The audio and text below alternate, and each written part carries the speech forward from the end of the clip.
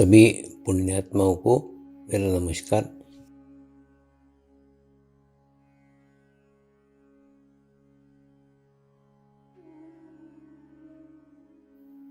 गुरुर्ब्रह्मा गुरुर्विष्णु गुरुर्देवो महेश्वरा, गुरु साक्षात परब्रह्म तस्मै श्री गुरुवे नमः।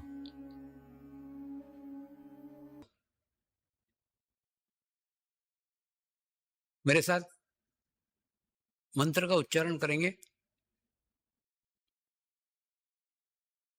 मैं एक पवित्र आत्मा हूं, यानी मैं शरीर नहीं हूं। मैं एक शुद्ध आत्मा हूं। शुद्ध आत्मा केवल परमात्मा है, यानी मैं परमात्मा मैं हूं।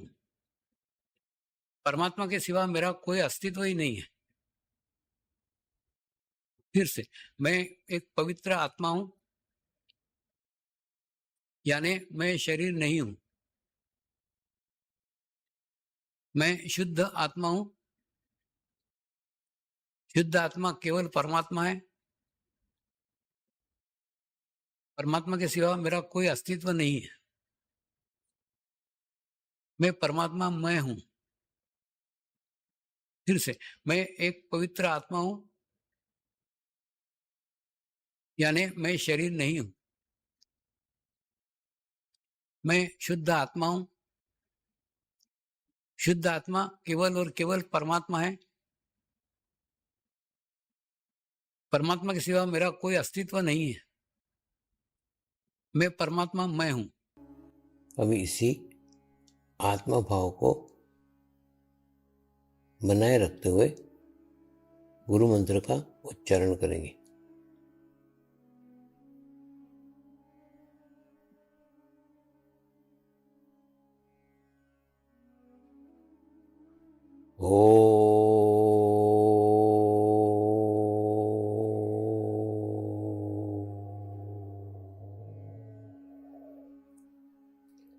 श्री शिवकृपानंद स्वामी नमो नमः।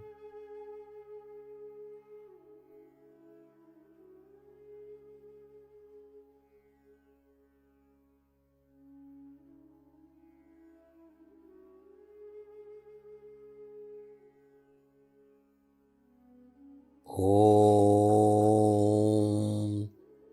श्री शिवकृपानंद स्वामी नमो नमः।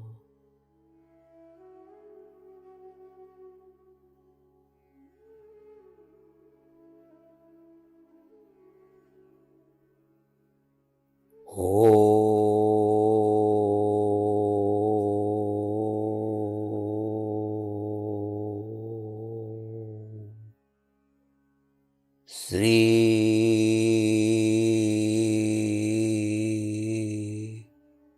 शिवकृपानंद स्वामी नमो नमः।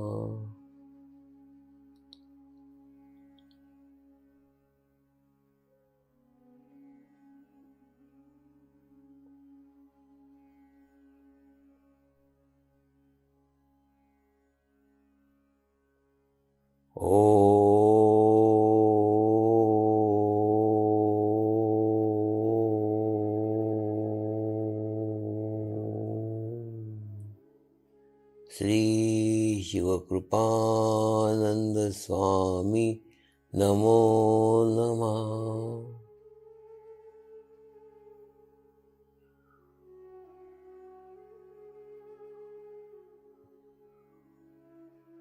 ओम श्री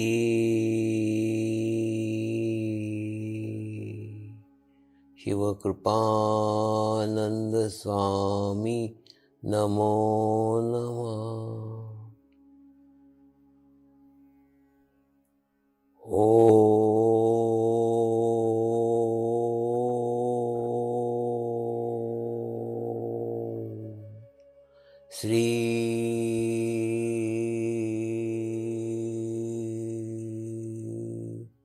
शिवकृपानंद स्वामी नमो नमः।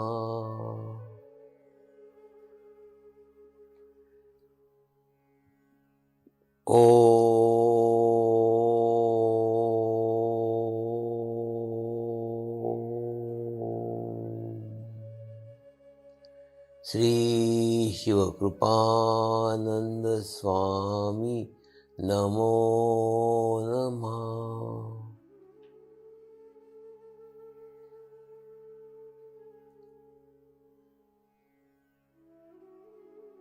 ओम श्री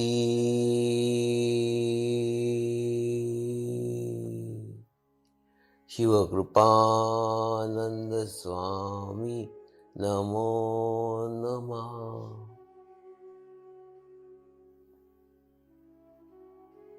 ओम श्री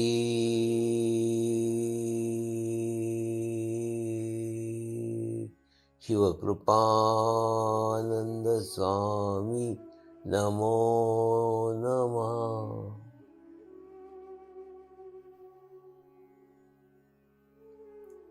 अब आप अपना चित्त सहस्त्रार पर रख के थोड़ी देर के लिए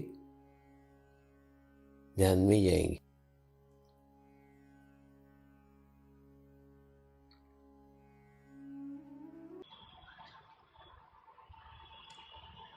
आए हुए सभी पुण्यात्माओं को मेरा नमस्कार। आज मेरी जन्मस्थली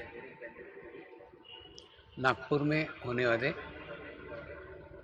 इस महाशिविर में मैं आप सभी का हृदय से स्वागत करता हूँ।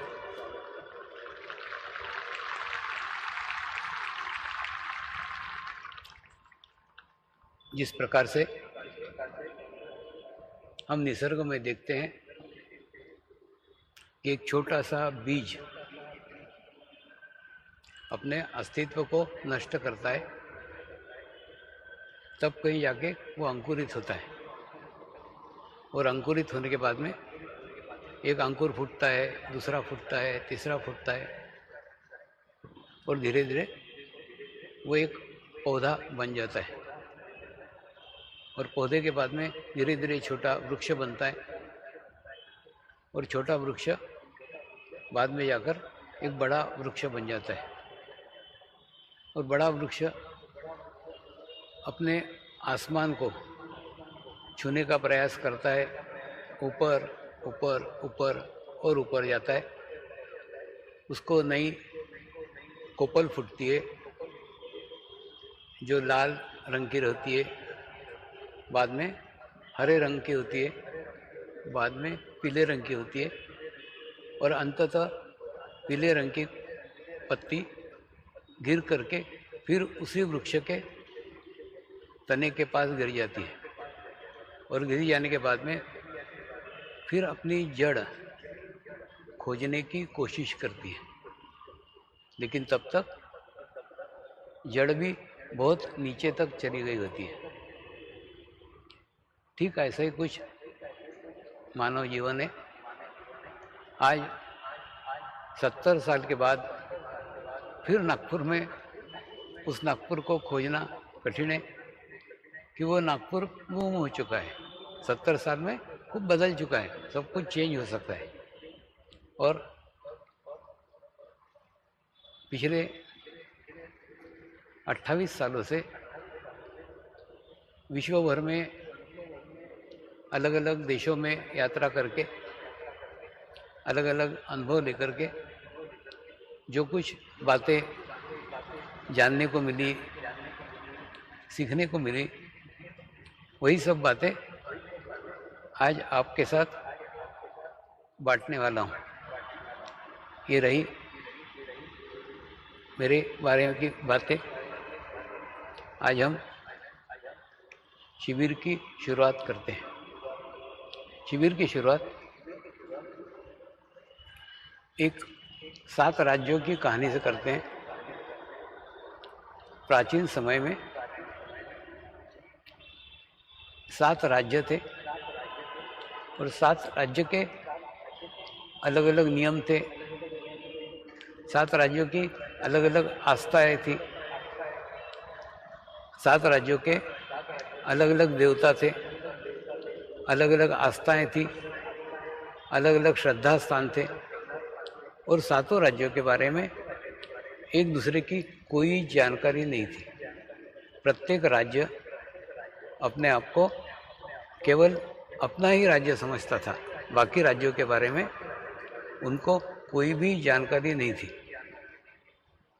लेकिन धीरे धीरे उनके कम्युनिकेशन का विकास हुआ, धीरे धीरे उनके यातायात का विकास हुआ और फिर उन्होंने जाना कि अपने अलावा भी अन्य 6 और राज्य हैं और उसके बाद में उनके व्यापार व्यवसाय बदल गए और दोनों को सबका व्यापार व्यवसाय बढ़ गया। लेकिन बढ़ने के बाद और कुछ समस्याएं खड़ी हो गई और कुछ प्रॉब्लम खड़े हो गए। वो प्रॉब्लम ये खड़े हो गए कि 7 के अलग अलग देवता थे, 7 के अलग अलग उपासना की पद्धतियां थी।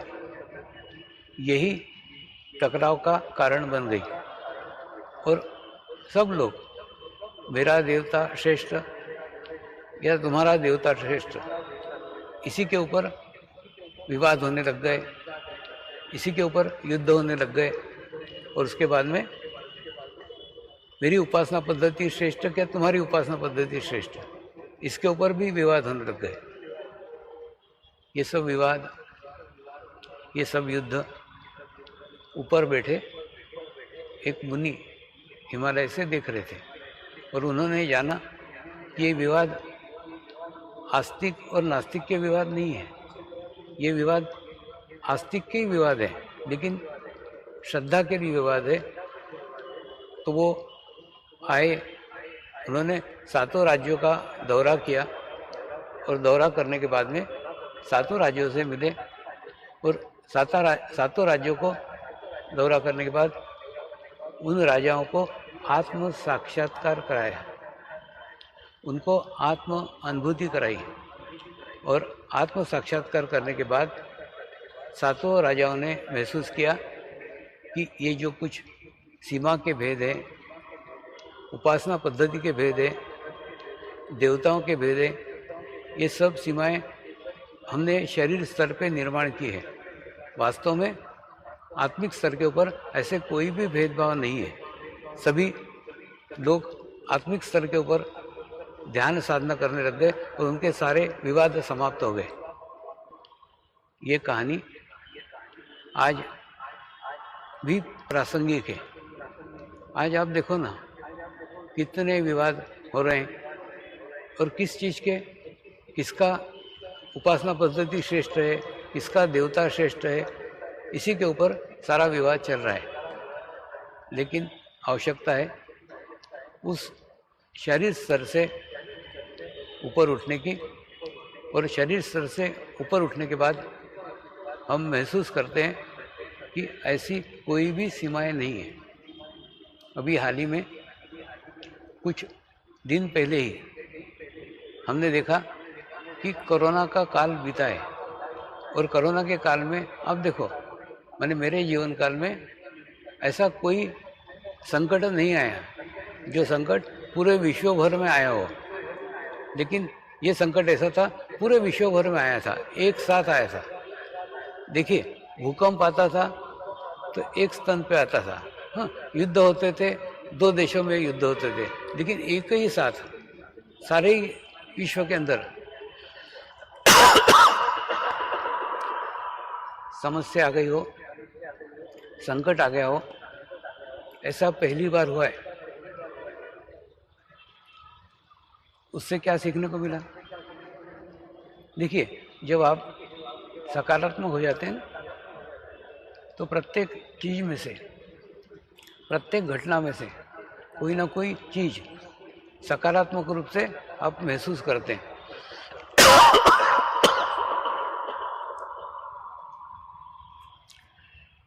इसमें से भी सकारात्मक बातें 2 आई। पहली तो मनुष्य ने अपने आप को कितनी भी जातियों में, कितनी भी देशों में, कितनी भी भाषाओं में, कितनी भी उपासना पद्धतियों में बांट के रखा हो, लेकिन कोरोना का परेशानी, कोरोना की तकलीफ सबको एक जैसी हुई है। यानी उसने एक संदेश दिया, आप अपना विभाजन कितना भी कर लो, फिर भी आप मनुष्य एक हो। तकलीफ होगी सबको होगी, अच्छा होगा सबका होगा। तो ये एक मैसेज कि सारे मनुष्य एक है, ये मैसेज कोरोना काल में, कोरोना से हमको प्राप्त हुआ है। ठीक वैसा ही दूसरा एक मैसेज मिला कि मंदिर, मस्जिद, गुरुद्वारे सब बंद थे। यानी आपको भीतर जाने के अलावा, आपको अंदर जाने के अलावा और कोई मार्ग ही बाकी नहीं था। और सभी लोग, जो लोग ध्यान करते थे, जो लोग मेडिटेशंस करते थे, जो परमात्मा को अपने भीतर, अपने अंदर महसूस करते थे, उनको कोई भी परेशानी नहीं हुई। वो अंतर्मुखी रह करके ध्यान करते थे, मेडिटेशंस करते थे। तो ऐसे दो संदेश, दो मैसेज हमें कोरोना काल में भी मिले हैं। वास्तव में देखा जाए तो परमात्मा बाहर नहीं है, परमेश्वर अपने ही अंदर है, अपने ही भीतर है। लेकिन जब तक कोई आईना, जब तक कोई मिरर हमारे जीवन में नहीं आता ना, तब तक हम अंतर्मुखी नहीं हो सकते। और जब तक अंतर्मुखी नहीं होंगे, तब तक हमको हमारे भीतर के परमात्मा का एहसास नहीं होगा। आप सबके भीतर, आप सबके अंदर परमात्मा का वास है। लेकिन जब तक आप भीतर की यात्रा नहीं करेंगे, जब तक आप अंतर्मुखी नहीं होंगे, तब तक उस परमात्मा का एहसास, उस परमात्मा का अनुभव आपको नहीं होगा। ये सब बातें, ये सब ज्ञान इसी नागपुर से मुझे मिला है। नागपुर में मेरी शुरुआत हुई थी और नागपुर में मेरी नानी और नाना, इनके साथ मैं श्रद्धानंद पेठ में रहता था और नानी के साथ गोरक्षण में जाता था। गोरक्षण नामक एक गोपाल मंदिर है। वो मंदिर में मुझे उतना इंटरेस्ट नहीं था। पास में गौशाला थी तो गाय के बच्चों के साथ खेलता था, तो नानी के साथ जाता था। नाना का भगवान हनुमान जी थे, वो बरड़ी के हनुमान मंदिर में जाते थे। यानी 5 साल की उम्र में ही मुझे ज्ञान हो गया था कि पत्नी का भगवान अलग हो सकता है, पति का भगवान अलग हो सकता है, लेकिन फिर भी उनका संसार चल सकता है। यानी भगवान मानने के ऊपर है, कोई किसी को भी भगवान मान सकता है। ये एकदम निजी विषय है। जितना आप अंतर्मुखी रहेंगे, उतना ही आपका ये ज्ञान, आपका ये नॉलेज बढ़ेगा। एक बार उसी समय हरिद्वार में 16 लोग नाव लेके जा रहे थे और 16 के 16 लोग नाव से डूब के मर गए। मैंने नानी को पूछा, नानी तू बोलती है भगवान है, भगवान है, भगवान कहाँ है? अगर भगवान होता तो उनको तो बचाता जो उनका दर्शन करने के लिए जा रहे हैं। देख, रोड के ऊपर एक्सीडेंट होते हैं, वो बात तो ठीक है, लेकिन जो लोग उसका दर्शन करने के लिए जा रहे हैं, क्या भगवान उनको भी नहीं बचाता? नानी, भगवान वगैरह तेरी कोरी कल्पना है, लेकिन भगवान ऐसा कुछ नहीं है।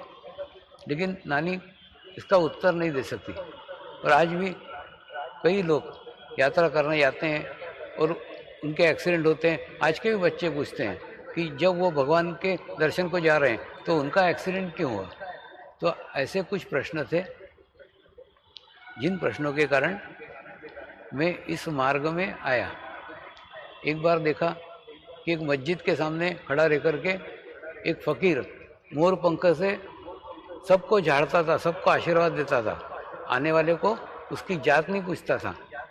आने वाले को उसका धर्म नहीं पूछता था, जो भी आता था उसको आशीर्वाद देता था, सबको ब्लेस करता था।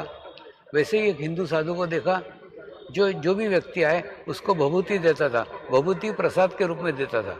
आने वाले को भी उसकी जात नहीं पूछता था, आने वाले को उसका धर्म नहीं पूछता था। तो नानी को पूछा, नानी क्या भगवान एक है? मुसलमान हिंदू को और हिंदू मुसलमानों को कैसे आशीर्वाद दे सकता है, कैसे ठीक कर सकता है? लेकिन नानी के पास उसका भी कोई जवाब नहीं था। ऐसे कुछ प्रश्न बचपन में आते थे और नानी उसका जवाब नहीं दे पाती थी। और हमारे घर पे एक बहुत बड़े संत आते थे और नानी बोलती थी ये परमेश्वर के माइक है, परमेश्वर साक्षात इनके मुख से बोलता है। लेकिन वो बीमार पड़ गए, उनको हॉस्पिटल में भर्ती किया। फिर नानी को पूछा, नानी तू बोलती है कि ये परमेश्वर के माइक है, तो परमात्मा अपने माइक को भी नहीं अच्छा रखता? दो में से एक बात है, या तो ये परमेश्वर के माइक नहीं है या तो परमात्मा ही नहीं है, कौन सी बात है? लेकिन नानी दोनों बातें मानने को तैयार नहीं थी। लेकिन सब लोग परमात्मा परमात्मा कहते थे, तो एक जिज्ञासा हुई कि वास्तव में परमात्मा क्या है। और दूसरा, नानी सदैव एक ही बात कह रही थी कि परमेश्वर अविनाशी है, परमात्मा कल भी था, परमात्मा आज भी है और परमात्मा कल भी रहेगा। मैं नानी को कहता था, नानी मैं आज के परमात्मा को खोजूंगा, वर्तमान के परमात्मा को खोजूंगा, और जब मुझे मिला तो वो मैं सब लोगों में बांटूंगा। यही परमात्मा मिलने पे बांटने का कार्य पिछले 28 वर्षों से मैं कर रहा हूँ। और 28 सालों से अलग अलग देशों में, अलग अलग जाति में, अलग अलग धर्मों में, अलग अलग भाषाओं में, अलग अलग रंग में ये प्रचार करके ये जाना कि वास्तव में मनुष्य को मनुष्य से जोड़ सकता है तो केवल वो एक ही मार्ग है, वो एक ही रास्ता है, वो मार्ग है योग। योग के माध्यम से मनुष्य मनुष्य के साथ जोड़ा जा सकता है। अभी हाल ही में हमारे यहाँ G20 की मीटिंग्स हुई थी, आपने भी देखा होगा। उसके होल्डिंग के ऊपर लिखा था वसुधैव कुटुंबकम, वसुधैव कुटुंबकम, वसुधैव कुटुंबकम। लेकिन कुछ लोगों ने पूछा ना, कई विदेशियों ने पूछा, ये कैसे संभव है कि सारा विश्व एक ही कुटुंब हो? क्यों? ये इसलिए पूछा क्योंकि ऐसा कोई देवता नहीं है जिस देवता को विश्व के सारे ही लोग मानते हो। एक दूसरा, ऐसी कोई उपासना पद्धति नहीं है जिसको सारे ही विश्व के लोग मानते हो, ऐसी कोई उपासना पद्धति नहीं है। उसके बाद में ऐसी कोई भाषा नहीं है जिस भाषा को सारे ही विश्व के लोग मानते हो। उसके बाद में ऐसी कोई पद्धति नहीं है जिस पद्धति को सारे ही विश्व के लोग मानते हो। तो ये वसुधैव कुटुंबकम की कल्पना कैसे संभव है, कैसे साकार हो सकती है? ये असंभव है। लेकिन वास्तव में हमारे पूर्वजों ने वसुधैव कुटुंबकम की कल्पना हमारे सामने रखी थी, तो उसको एक निश्चित आधार था। लेकिन हम जब तक उस आधार के स्तर तक नहीं पहुँचते तब तक हमको उसकी जानकारी नहीं हो सकती। वो आधार था योग। योग एक ऐसा मार्ग है जिस मार्ग से वास्तव में ये वसुधैव कुटुंबकम की कल्पना साकार हो सकती है।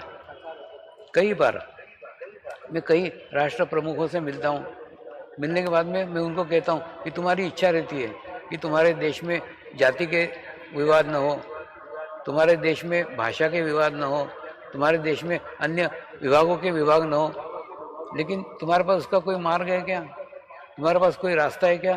कोई रास्ता नहीं है। लेकिन एक रास्ता है, वो मार्ग है योग।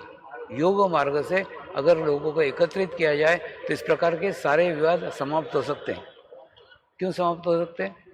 क्योंकि जितने भी विवाद हैं ये सब शारीरिक स्तर के विवाद हैं।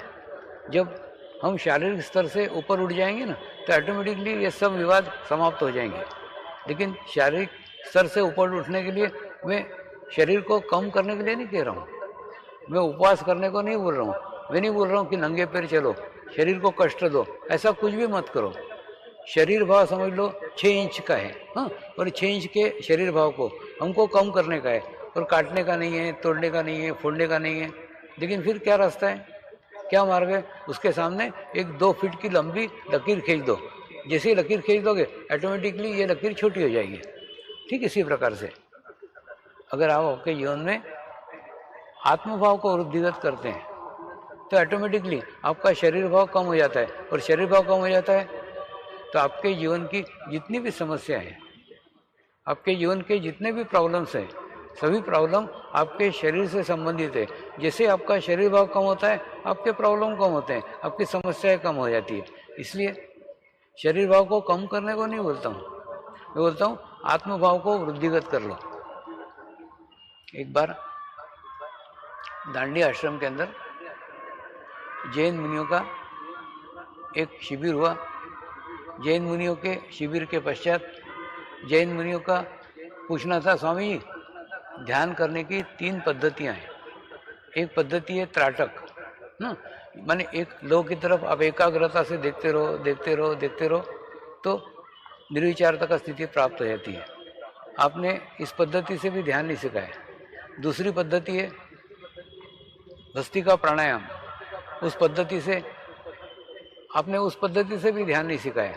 तीसरी पद्धति है सांस के ऊपर चित्त रखना, सांस ले रहे हैं सांस छोड़ रहे हैं, आपने इस पद्धति से भी ध्यान नहीं सिखाया। आपने तो किसी पद्धति से ही ध्यान नहीं सिखाया।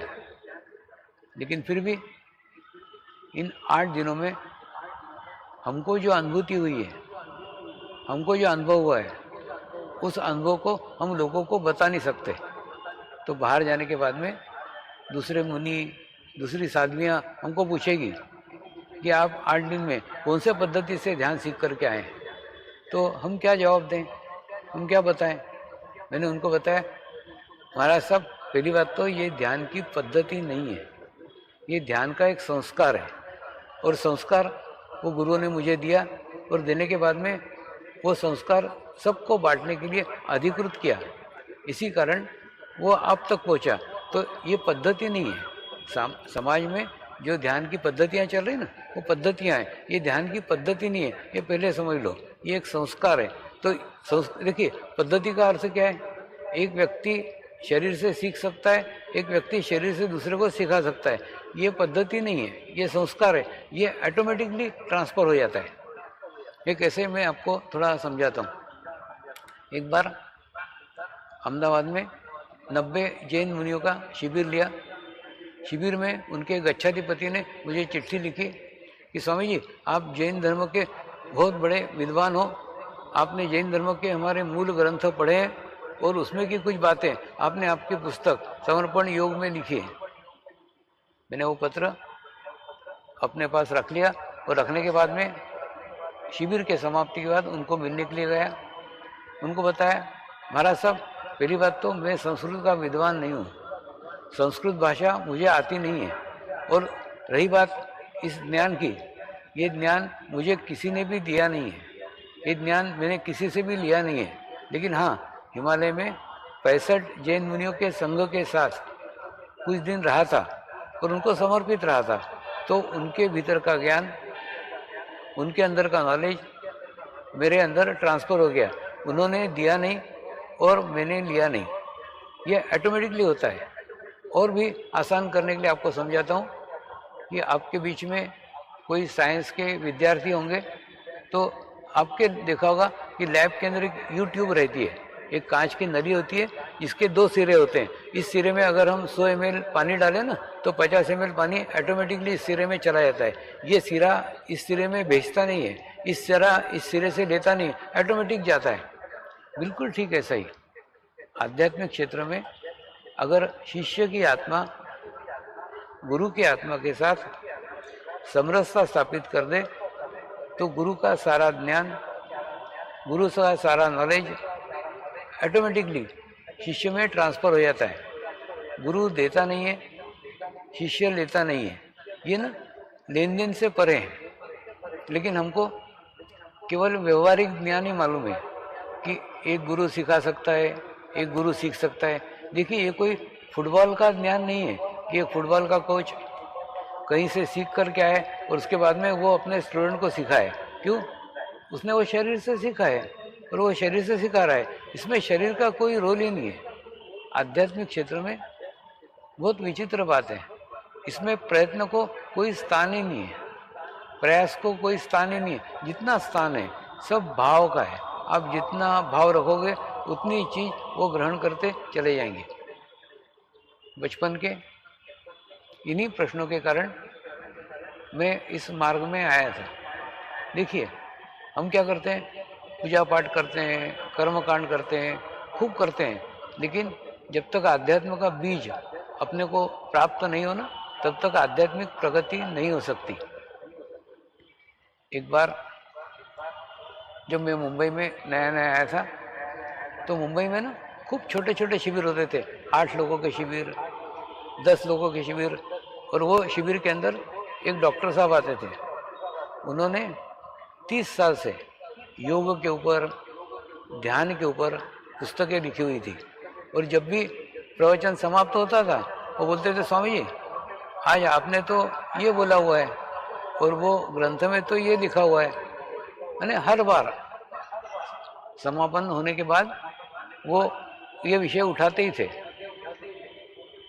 और एक दिन धीरे धीरे मेरी उनके साथ दोस्ती हो गई। फिर मैंने उनको कहा, डॉक्टर साहब एक रिक्वेस्ट है। तो बोले, क्या रिक्वेस्ट है? मैंने बोला, एक रिक्वेस्ट है, आप ये पुस्तकों का सब ज्ञान, पुस्तकों का सब नॉलेज छोड़ करके अंगूठा छाप बन करके कल सवेरे मेरे घर पे आ सकते हो क्या? तो हंसने लग गए, ऐसा क्यों बोल रहा हूँ? मैंने बोला, आप कल सुबह आओ, फिर मैं आपको बताऊंगा। दूसरे दिन सवेरे 6 बजे वो सचमुच मेरे घर पे आए। मैं ध्यान करते बैठा हुआ था, उनको भी ध्यान लग गया और उनको 1.25 घंटे ध्यान लगा। और 1.25 घंटे ध्यान लगने के बाद में फिर उन्होंने कहा, स्वामी जी मैं 30 साल से ध्यान के ऊपर पुस्तकें लिख रहा हूँ, 30 साल से योग के ऊपर पुस्तकें लिख रहा हूँ, लेकिन इतना गहन ध्यान, इतना सुंदर ध्यान मेरा आज तक कभी भी नहीं लगा। क्या कारण है? मैंने उनको कहा, आप कार लेके आए हो ना? बोले हाँ। क्या कार सहित घर में घुस गए क्या? नहीं, कार बाहर छोड़ करके आप पैदल पैदल घर में आए। ठीक इसी प्रकार से पुस्तकों का ज्ञान, पुस्तकों का नॉलेज आपको परमात्मा तक पहुंचा सकता है, परमात्मा का अनुभूति नहीं करा सकता। अनुभूति कराने के लिए जीवंत गुरु की आवश्यकता होती है। पुस्तकों का ज्ञान उसके लिए काफ़ी नहीं है। क्यों? क्योंकि पुस्तकें निर्जीव है। तो पुस्तकें आपको प्रेरणा दे सकती है, आपको प्रेरित कर सकती है, आपको जानकारी दे सकती है, आपको इन्फॉर्मेशन दे सकती है। पुस्तकें अनुभूति नहीं दे सकती। देखिए, जैसे एक चित्र देखा हमने गाय का, तो हमको गाय के बारे में जानकारी मिली। गाय के 4 पैर होते हैं, 2 सींग होते हैं, गाय लाल सफ़ेद काले रंग की होती है, गाय दूध देती है, दूध पीने पे अच्छा लगता है। ये सारी गाय की जानकारी है। तो गाय की जानकारी हमको प्राप्त हुई, लेकिन दूध पीने को मिलेगा क्या? नहीं। चित्र की गाय कभी भी दूध नहीं दे सकती। दूध पीने के लिए हमको जीवंत गाय की आवश्यकता होगी। ठीक इसी प्रकार से जीवंत अनुभूति का ज्ञान ग्रहण करने के लिए हमको जीवंत गुरु की आवश्यकता होती है। बिना जीवंत गुरु के पुस्तकों से ये संभव ही नहीं है। इसलिए आवश्यकता है, जब तक जीवंत गुरु हमारे जीवन में नहीं आता, तब तक अनुभूति का ज्ञान संभव ही नहीं है। मैं आपको एक और उदाहरण से समझाने का प्रयास करता हूँ कि आप कल्पना करो, आपके घर के पास में एक खेत है और खेत में वहाँ का किसान एक निश्चित स्थान पे रोज नियमित पानी देता है, रोज नियमित खाद देता है। और खाद देने के बाद में आप रोज देखते हैं, एक दिन उसको पूछते हैं, तू रोज नियमित यहाँ पानी डाल रहा है, तो नियमित खाद डाल रहा है, क्यों? बोलता है, मेरी इच्छा है कि यहाँ पे एक अच्छे किस्म का आम का वृक्ष उग जाए।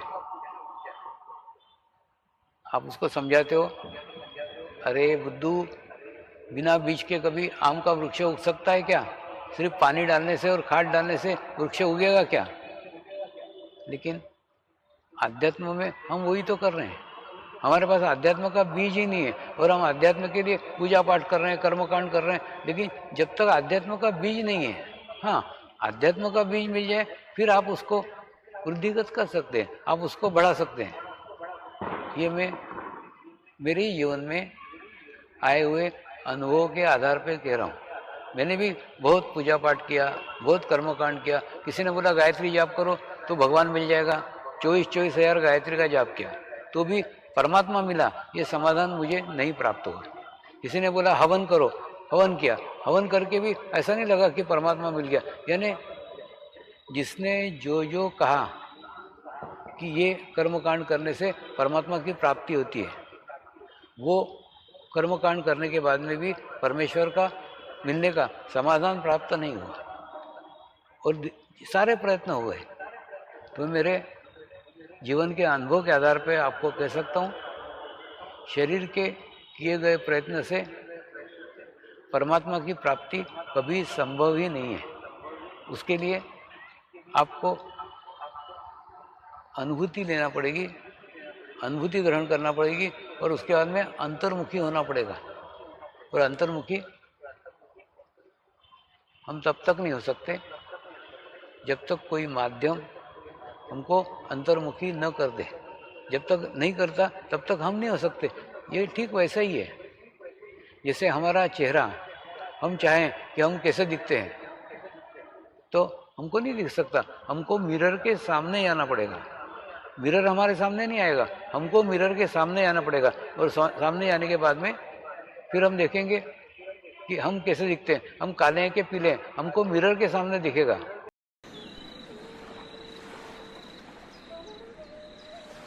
प्रार्थना करेंगे, हे परमात्मा, हम सभी पवित्र आत्माएं आपको हृदय से प्रार्थना करते हैं कि सारे विश्व में शांति हो, सारे विश्व के आत्माओं की आध्यात्मिक उन्नति हो एवं सर्वांगीण उन्नति हो। यही हम सब आत्माओं की शुद्ध इच्छा है। शांति पाठ करेंगे। ओम द्योः शांति अंतरिक्षगम शांति पृथ्वी शांति रापः शांतिरौषधयः शांति वनस्पतयः शांति विश्वे देवाः शांति ब्रह्म शांति सर्वगं शांति शांतिरेव शांति क्षमा शांतिरेधि। ओम शांति शांति शांति सर्वारिष्ट सुशांतिर्भवतु। नमस्कार करेंगे।